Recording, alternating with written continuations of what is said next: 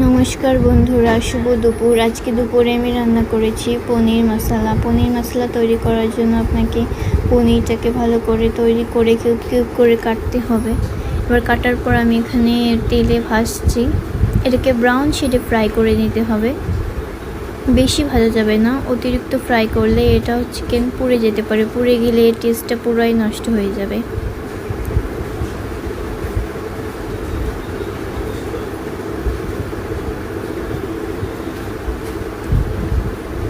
এটাকে brown শেডে fry করার পরে এই পর্যায়ে আপনারা তুলে নেবেন যখন এইরকম হয়ে যাবে ব্রাউন শেড। এর থেকে বেশি কিন্তু ভাজা যাবে না।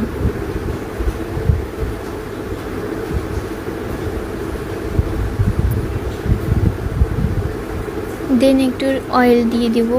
আমার অয়েলটা একটু কম হয়ে গেছিলো। এরপর ফোড়নটা দিব, জিরা ফোড়ন দিব। তারপর দিব চিকেন গরম মশলা ফোড়ন। তারপর দিব তেজপাতা দেওয়ার পরে যখন মশলাটা ভালো করে ভাজা হয়ে যাবে, স্মেলটা ভালো করে আসবে, তখন ওই পর্যায়ে আপনারা আলু দিয়ে দিবেন। আলুটাকেও সেম প্রসেসে ব্রাউন শেডে ফ্রাই করতে হবে। এরপরে দিয়ে দিতে হবে সল্টটা দেওয়ার পরে ভালো করে ফ্রাই করতে হবে। এরপর দিতে হবে হলুদটা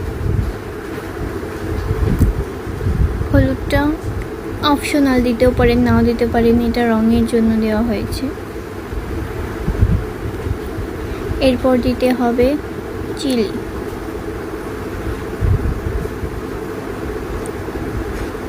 এটাকে ভালোভাবে ব্রাউন শেডে ফ্রাই করতে হবে। আমি এর ভিতরেই মশলাটা কষিয়ে নেব।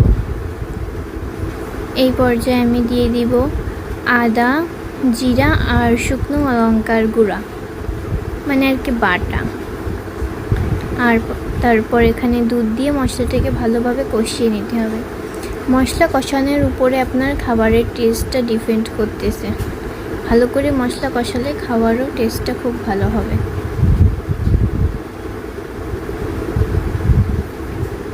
এরপর জল দিয়ে যখন বলক চলে আসবে তখন পনির দিয়ে দিতে হবে। এখন এই যে বলক চলে এসেছে জলে, এবার এই পর্যায়ে পনিরটা দিয়ে দিব।